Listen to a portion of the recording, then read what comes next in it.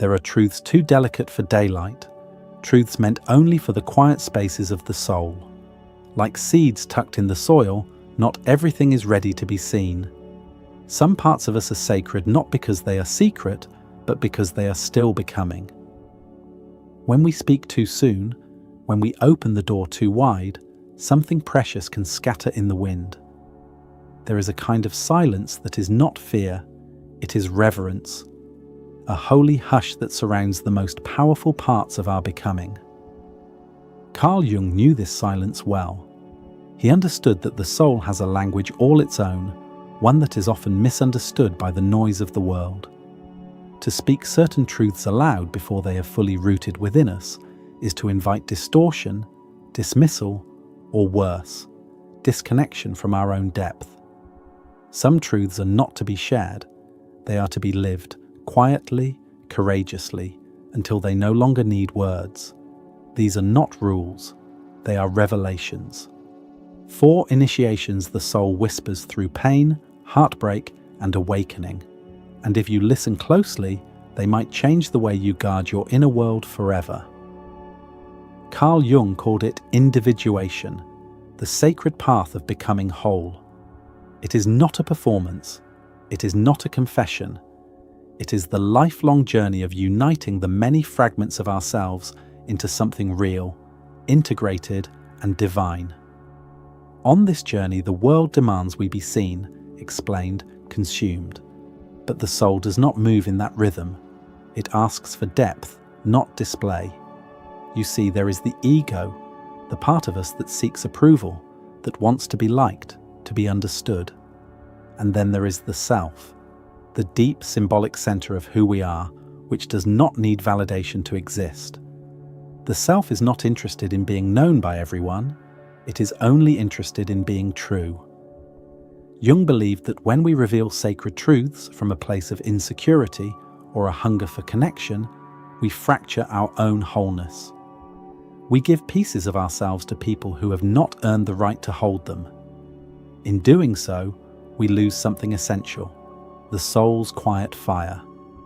Not because we spoke, but because we spoke before we were ready. In a culture obsessed with exposure, Jung invites us into the mystery.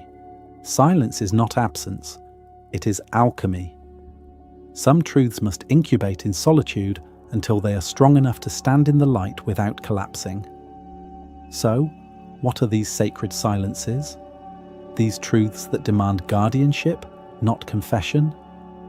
Let's explore the 4 things you should never tell anyone, not out of fear, but out of reverence for your own becoming. Of all the things you must hold close, your unspoken dream is the first, because some visions are born in whispers, not announcements. There is a kind of magic in silence, a sacred incubation the soul understands even when the ego forgets. Your deepest dreams, those tender, trembling visions that rise from the quietest parts of your being, are not meant to be shouted from the rooftops the moment they arrive. They are seeds, and seeds do not sprout in sunlight alone. They require darkness, solitude, time. When you share your dreams too soon, especially with people who cannot see through the eyes of soul, you risk burying them under the weight of skepticism, envy, or misunderstanding. Carl Jung warned us about this, that when we expose what is most sacred before it has formed a strong inner structure, it becomes vulnerable to the projections of others. The dream, once pure, becomes distorted by the collective persona. It is no longer a soul whisper, but a social commodity, something judged, weighed, and often dismissed. Perhaps you felt it before, that flicker of inspiration that filled your chest with light. You told someone, maybe a friend, a parent, a lover. And they didn't laugh, but they didn't understand either. And in their silence, in their subtle doubt, something in you pulled back. You shrank, you questioned, you dimmed the flame. Not because the dream wasn't real, but because it was too young to be defended. Jung might say your ego wanted to be seen, to have the dream affirmed. But the self knows better. The self whispers, wait. because containment is not repression, it is reverence. To protect your dream is to protect your becoming. Not everything sacred must be spoken to be real. Some of the most powerful transformations happen in silence, not in the telling, but in the living. So if you have a dream that feels too fragile to name, hold it close. Let it root into your bones. Let it gather its own weight before you ask others to carry it with you. And when it's strong enough, when it doesn't need permission to exist, then you will know. That's when the soul is ready to bloom in public. Until then, guard it like holy fire. Because not all light is meant to be shared too soon.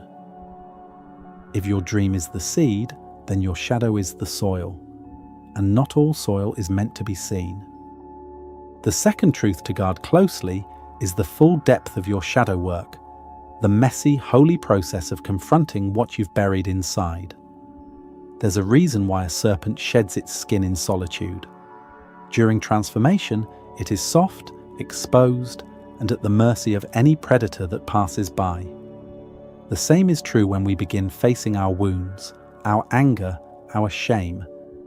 In moments of courage, we may feel compelled to share what we've uncovered with others, to confess the battles we're fighting, the traumas we're healing, the pieces of ourselves we've only just begun to love. But not everyone can hold that kind of truth. Not everyone wants to. Sometimes, in the eagerness to be real, we place our healing in the hands of people who haven't even begun their own. And they do what the unready always do: judge, dismiss, or distort. The brave self-disclosure becomes a wound reopening. A sacred truth becomes misunderstood, or worse, used against you. Jung reminds us that one does not become enlightened by imagining figures of light, but by making the darkness conscious. But that consciousness is first and foremost your own. Shadow work is not performance. It is not content. It is the quiet labor of soul alchemy, where you sit with your demons and learn their names before anyone else even knows they exist. Share only when the fire has finished its work, not when you're still standing in the flames. Because until the darkness has been integrated, it is not a lesson. It is still a wound. There are parts of you meant only for your own understanding, your own rituals, your own rebuilding. Speak them only when they have become wisdom, not wounds. There is power in privacy and healing in silence. Your shadow is not a story for the world until it has first become a truth for you. If the shadow must be held in sacred fire, then your soul-bonded relationships are the flame's quiet glow, not meant for public torches. The third truth never to speak too freely is the depth of your sacred connections. Whether it's a soul friendship, a spiritual mentor, or a love that feels like it was stitched into your destiny before you were born, these bonds exist in a realm too delicate for the rough handling of collective opinion. To speak too soon or too much is to invite energies that don't belong. Envy, skepticism, shallow commentary from those who measure love with surface metrics. There is a reason temples were built without doors, with inner chambers hidden from the casual passerby. That which is holy must be contained. Jung understood that true connection often arises from the unconscious. It is not always explainable, even to ourselves. It stirs from archetypal depths, from soul memory, from something ancient that language hasn't quite caught up with. And yet, we live in a world where connection is often performed, not protected. A woman once shared with her friends about the sacred nature of her new relationship, how it felt like a remembering rather than a meeting. They laughed, called it obsession, gave advice that soured the tenderness. Slowly, the bond itself grew fragile beneath the weight of other people's projections.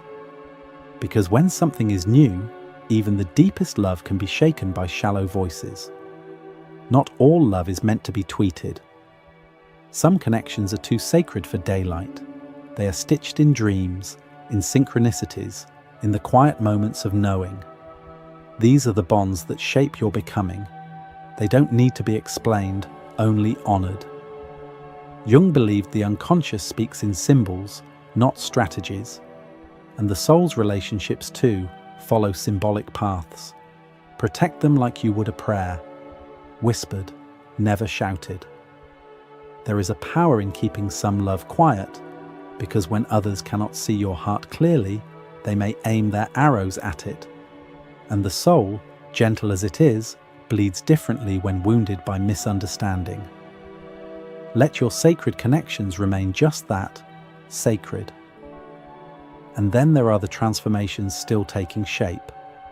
The sacred fourth truth you should not speak too soon.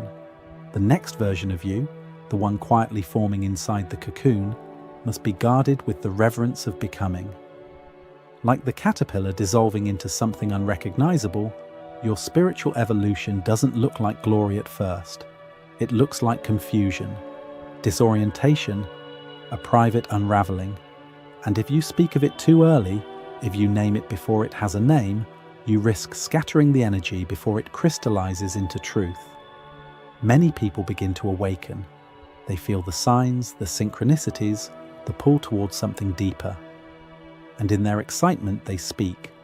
They tell friends, family, or even strangers that something is shifting, that they feel a rebirth coming. And too often they are met with raised eyebrows, polite nods, subtle dismissals. You're overthinking. You've changed. You used to be more fun. The doubt of others becomes the doubt within. A fragile sprout crushed not by intention, but by misunderstanding. Jung taught that individuation, the journey toward the self, often involves the death of old ego structures. This inner death is sacred. It is not for the crowd, not for commentary, not even for approval. It is a descent into mystery, where words have no place. You are not meant to explain the ashes while you're still burning. Wait until the fire has passed, and your wings remember the sky. Speak only when your transformation has moved from idea to embodiment, from insight to instinct, because before the phoenix flies, it burns. And that burning, that intimate alchemy, is yours alone. If you open the cocoon too early, the wings will never form. Let the process remain sealed in sacred darkness until it's ready to meet the world not with explanation, but with quiet power. Some things grow stronger in silence, some paths are walked in the invisible. You do not owe anyone your awakening, and you are not required to defend your rebirth. So protect your next evolution like a seed protects its bloom, hidden, nourished, and held close to the heart. Let others see only what time and spirit have made unshakable. And so, we return to ourselves, quieter but stronger. After all that has been shared, maybe the most powerful act is to not share, to sit with the sacred, to honor what is still becoming. What if your silence isn't fear but reverence? What if protecting your inner process is the deepest form of self-respect? Ask yourself gently, what am I revealing out of fear? And what am I protecting out of love? There is a difference. There's a difference between hiding and containing. One is rooted in shame, the other in wisdom. So before you open your heart or your dreams or your transformation to others, pause. Ask, has this become strong enough to stand on its own? Or does it still need me to guard it in the dark? Because not everyone has earned the right to witness your becoming. Not everyone will understand the symbols your soul speaks. And that's okay. As Jung knew, the soul whispers. It speaks softly, not to be broadcast, but to be heard. So listen deeply, speak slowly, and trust, some truths are most powerful when they're still wrapped in silence. Not everyone is meant to understand you, and that is not your failure, it is your freedom. There is wisdom in the quiet places, in the truths you hold close, not because you are afraid, but because they are still unfolding. Jung said, "The privilege of a lifetime is to become who you truly are. And who you truly are cannot be rushed, explained, or packaged for approval. You are here to live your truth, not perform it. So protect your fire, guard your becoming. Speak when the roots are deep and not a moment sooner. Because when the time comes, the ones who are meant to see you will not need an explanation. They'll recognize the light. You are not here to explain your soul. You are here to live it. And when you do, let only the worthy witness your light. This is Echoes of Psyche, where the soul remembers what the world forgot.